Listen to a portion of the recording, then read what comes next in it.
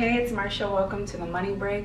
Thank you guys so much for tuning in to yet another one of my videos. So today's video is going to be a bit of a story time. I'm going to be sharing with you how I was able to afford the Louis Vuitton monogram Neverfull in the GM size.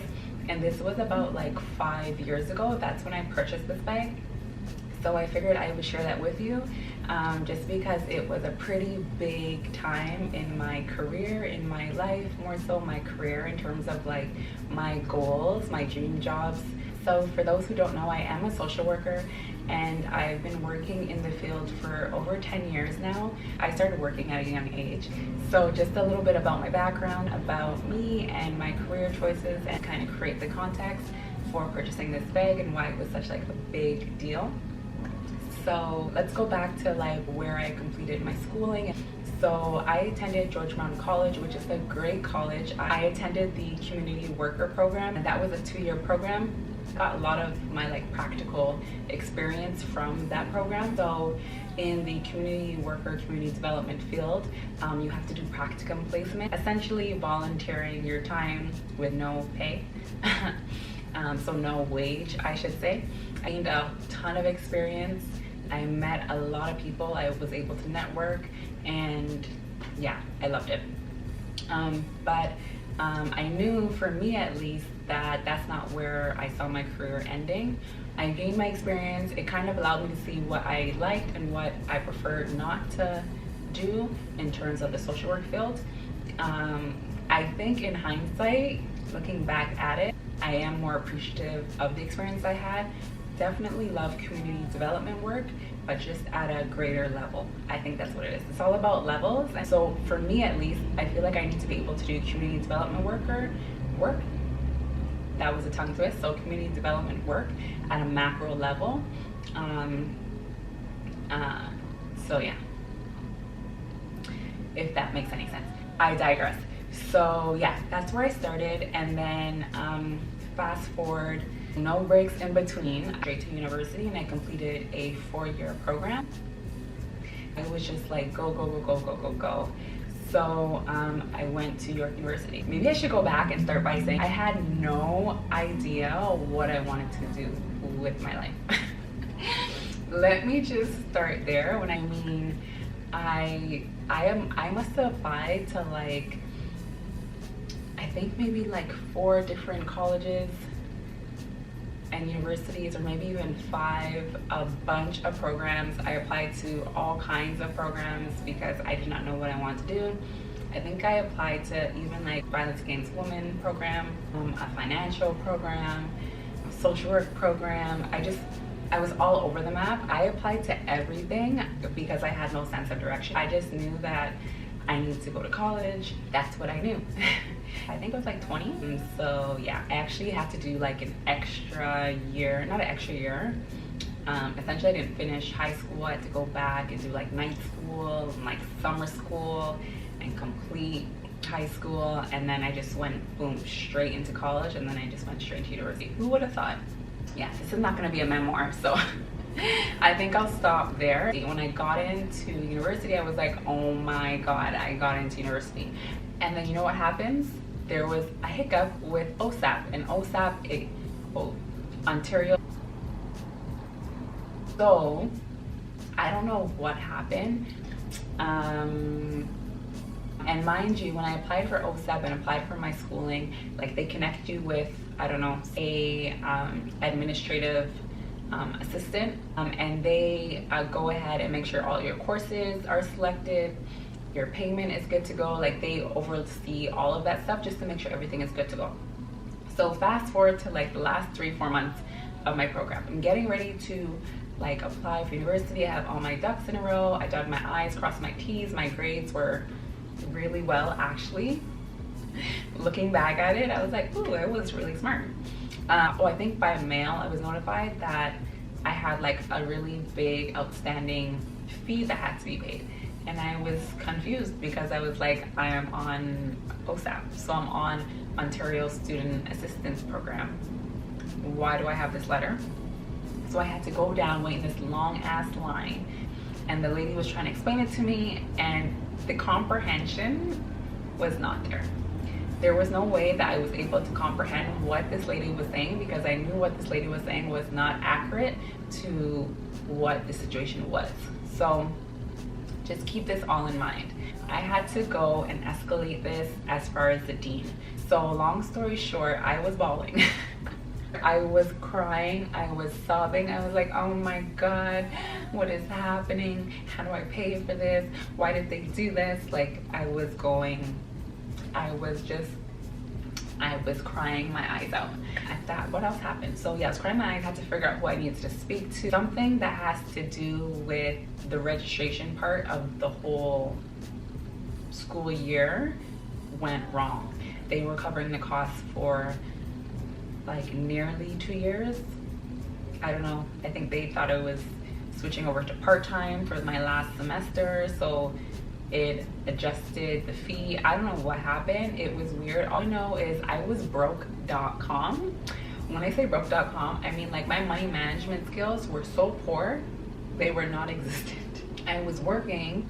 I wasn't able to grasp the importance of like working and saving. Like the two were not existing. They didn't coexist. There was just working, spending, working, saving, spending, working, checking, spending. That was pretty much like how my life was at that point. So I didn't really have a whole lot of money. I didn't have any money. And I was also one of those people that was like buying lunch on campus every day. I was just spending money. I made the money and I spent it. Or like I paid my books and things like that too. But I mean like having extra money, like thousands of dollars. So I just remember I was like, oh my God, I have no money. And I was crying. And my friend, who is still my friend to this day, we actually met in college. Her name is Kim. Hi, Kim. Hey girl, make sure you're subscribed. Make sure you give this video a big thumbs up and leave a comment down below if you're watching this. So I remember, I don't remember everything, but I remember sitting in like this hallway cubby with her and I was just crying. I was like, oh my God, I'm not gonna graduate. And me being me, I was just crying. First of all, I'm a Cancer, I'm born July 4th, and we are very emotional and very like sensitive. So I was just bawling, and I remember her hugging me. She's like, it's okay, don't worry, I'll give you some money. She gave me some money. And like, I was just like, how do I do this? So they had tried to tell me I wasn't graduating. I graduated. I walked across that stage. On top of that, the OSEP stuff was fixed, so I didn't have to worry about that. I continued going to my classes for the last 3 months. I graduated, high GPA score, and I did pay back my friend Kim. And yeah, that was the last 3 or 4 months of like a 2-year program. It was very dramatic. It was a very dramatic exit, but I'm happy that everything sorted itself out.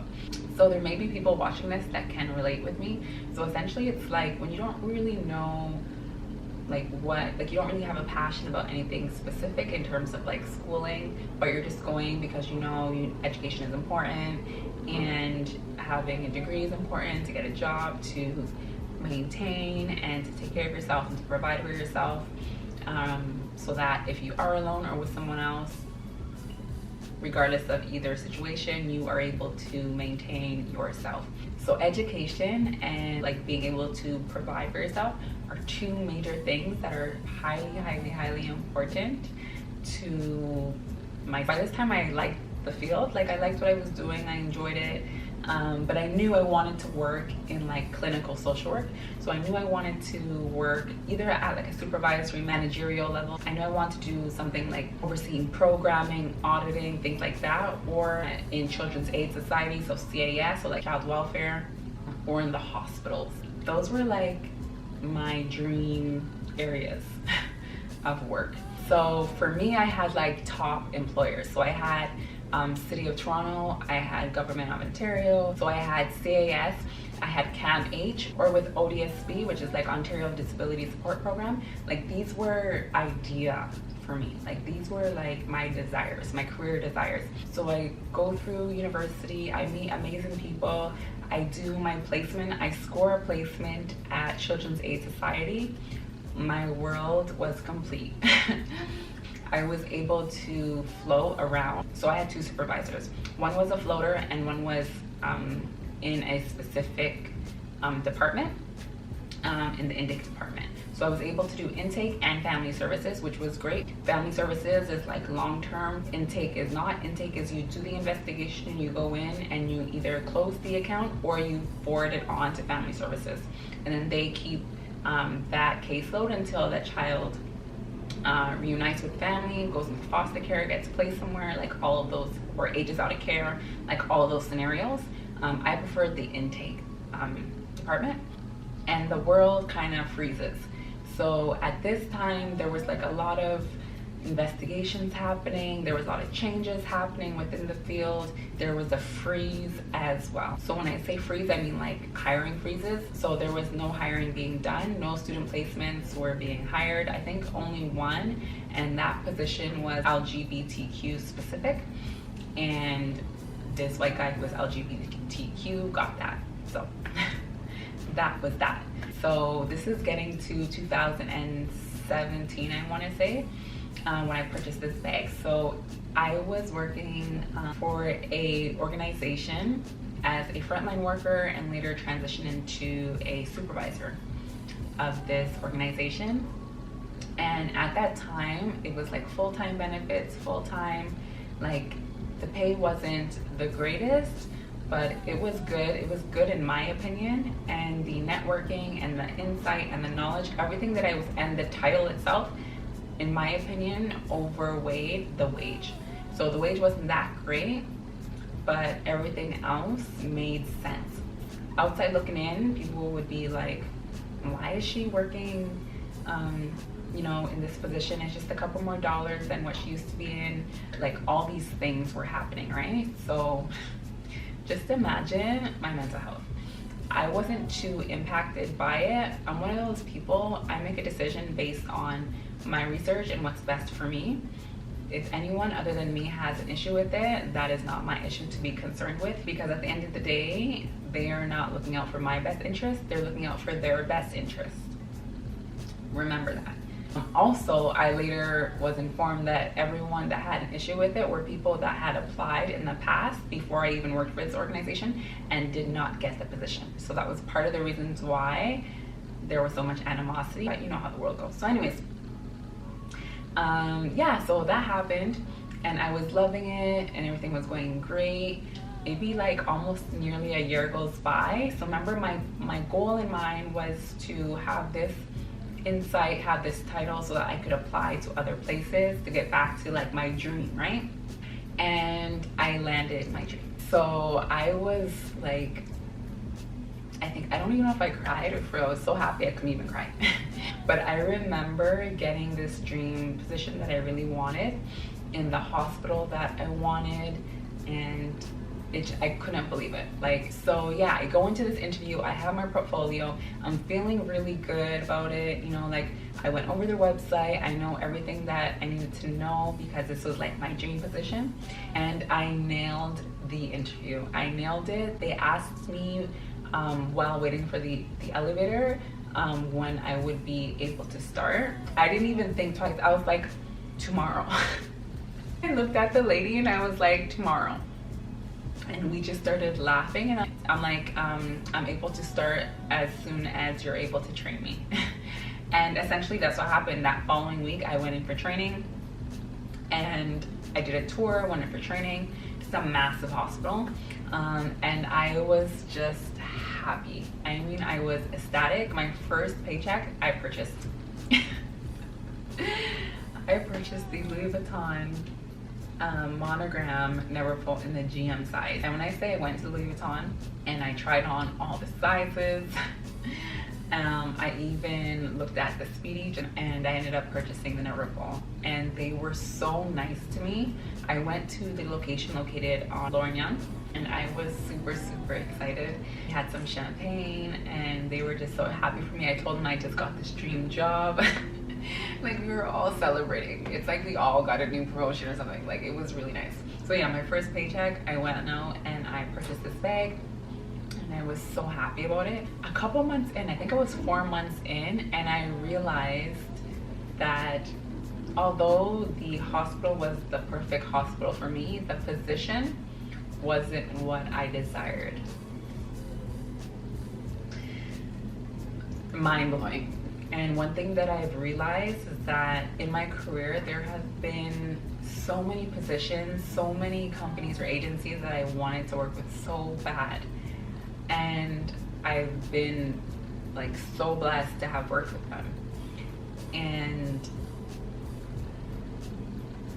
it's so crazy. It's like I wanted it so bad, I got it, and I realized it wasn't a good fit for me. Like for this particular one, I didn't keep it.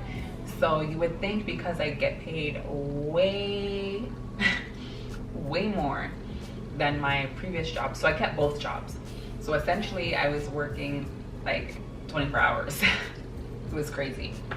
Like I was just always working, but the hospital job paid way more, like significantly more than my full-time permanent job did. Mind you, this position was not permanent, it was part-time. And even though it was part-time, they wanted me to work full-time hours. And that's where, you know, I really had to make the decision, because it was hard for me to have the 2 full-time jobs and not be too exhausted. The hospital job required more like brain function. Like I needed to really pay attention to what I was doing. It was a whole new system, and the eye care system, so their data system and their practices and their protocols and everything, right? And I later had to make the decision to resign, and it was like so bitter. Even when I resigned, I was like still weighing my options. So like the best management team ever, like they were super cool. I gave them a call, then I sent them the email officially, and then when I came in to drop off my keys, I was still talking to them, just chatting about, oh my god, I wish this was the best timing, but it's just not right now, and things like that. And in the same breath, I'm like, yeah, but I think I could still do it.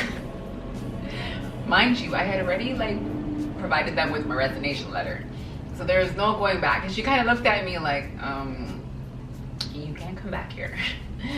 But we both started laughing. So if I still choose to go back there at some point in a different position, then they would be my reference, which I was super grateful for and thankful for. But it's so crazy how you can want something and work towards something and put your all into something, and you get it, and you realize that even though it may be everything that you thought it would be, it's not the right fit for you. You know what I mean? And time after time, that's what I keep. Now that I think about it, it's something that I keep experiencing. Like right now, I make even more money, and I'm happy with the agency, or you know, the part of government that I work with, and I'm super happy.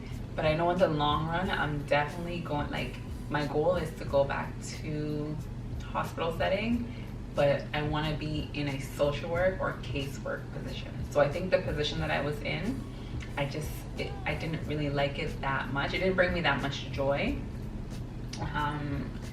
So yeah, I think so to this day I have all of my training manuals. I still keep in contact with some of the girls that were on my team, and I still love them very much.